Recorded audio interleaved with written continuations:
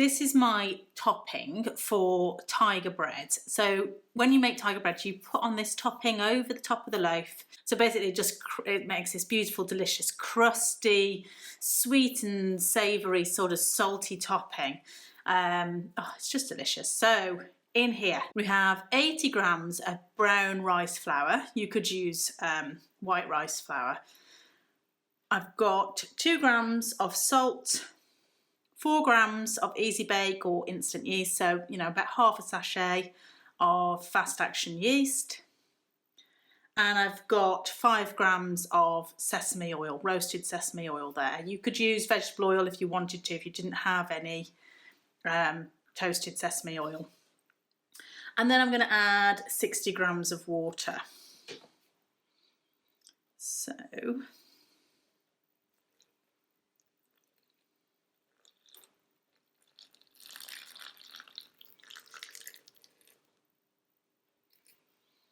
and then I'm just going to whisk it up.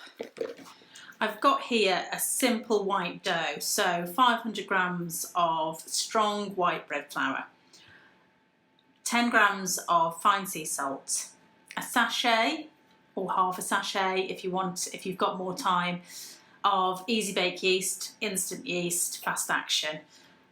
Those are all the names that goes by, and about 340 grams of water. It's been mixed, had 3 rounds of stretch and fold. You can see now that it's lovely and proved, full of air bubbles. I'm going to put a little bit of semolina on the surface. You could use flour. And scrape that dough out.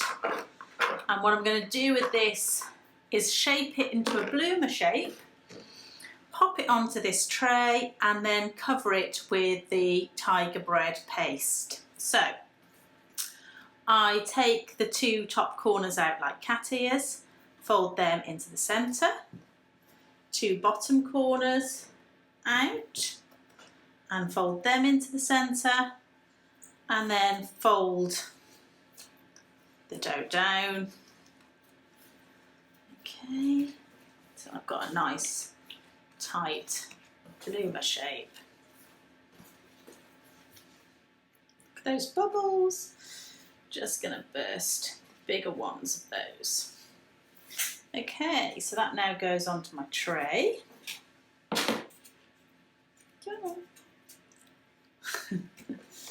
And the tiger paste.